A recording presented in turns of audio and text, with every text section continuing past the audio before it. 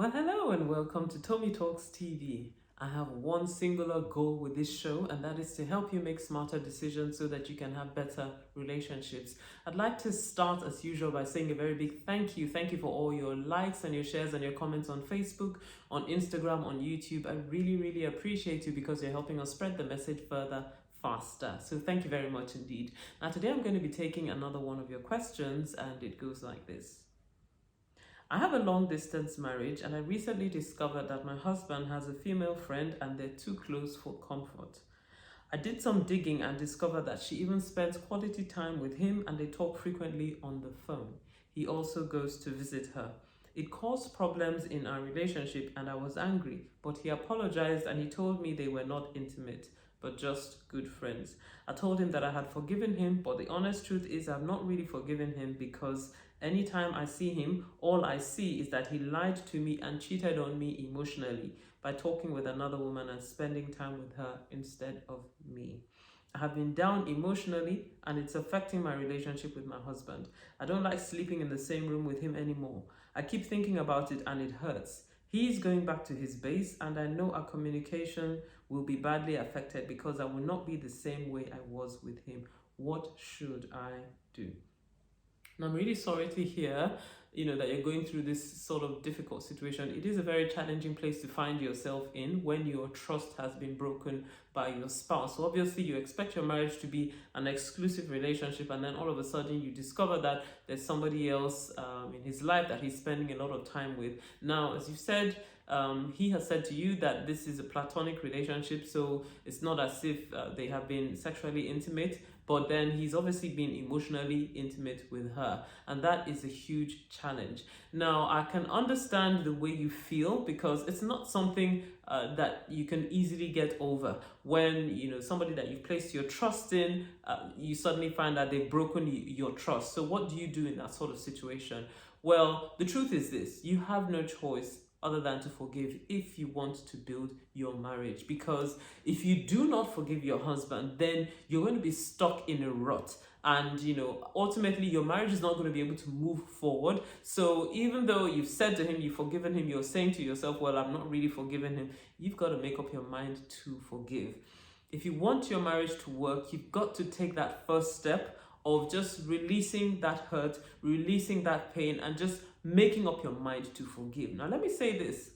The fact that you choose to forgive him doesn't mean that the hurt is going to automatically disappear. It doesn't mean that the memories are going to automatically disappear, because you don't suddenly develop amnesia when you decided to forgive someone. It's not like God erases your memory completely when you decide to forgive someone, but rather you make the choice first, and then your feelings will catch up later. So first of all, you've got to decide in your heart that you're going to forgive him. You see, and when we think about the fact that, well, every one of us as believers, we at some point in time had to ask God for his forgiveness for all the things that we've done, then we should be willing also to extend that kind of forgiveness to people that hurt us. So that's the first step. Make up your mind to forgive him. And then the second thing is this: when you start to think negative thoughts about him, about your marriage, about your relationship, then you've got to replace those thoughts with positive thoughts, because the battlefield is going to be in your mind. You're going to be having pictures and thoughts of him with this other woman and all the rest of that. But then what are you going to replace those thoughts with? Because if you leave your mind in a vacuum, then all those negative thoughts are going to play havoc in your mind. So you've got to replace those negative thoughts with positive thoughts. And what I will encourage you to do is to pick out scriptures that talk about having a successful marriage, and having a husband that loves God, and confess those sorts of scriptures, and also keep saying to yourself, well, look, my husband loves God, my husband loves me, my husband is going to stay faithful, my husband is committed in this marriage, and replace those negative thoughts with positive thoughts. So that's the next thing I'd like to say. Then the other thing you and your husband really need to talk through is the issue of his access to this woman and her access to him, because ultimately that kind of access cannot continue if you want your marriage to work. It's a very challenging place to be in when you're in a long distance marriage. And I always say to people, long distance marriage is not a long-term strategy for marriage. I understand that, sometimes we might find ourselves in situations where that is what we have to do, for that particular season of life. I myself, was separated from my husband for about 2 years when we moved. My daughters and I moved to this country, and he was still, in Nigeria, still, working on certain things before he moved to join us. So it was a choice that we made, but we knew that it was going to be a time-limited choice, time-limited separation. So what I'm saying is this: look, it's not a long-term strategy for you to be separated. So ideally, you need to be thinking about how can we actually come back together. But I know that sometimes, sometimes people are married to someone who's maybe in the military, for instance, or things like that, and somehow it's not possible for you within that period of time to live together. But what is he going to do about his long-term access? Because he needs to be committed to, sorting out this issue of this woman spending time with him and him spending time with her. He's got to cut off from that relationship. That's the thing, if he wants your marriage to work. So that's something that you need to address between the two of you. But ultimately, you must remember that, look, if you want your marriage to work, then cutting off your husband and, not spending time with him and,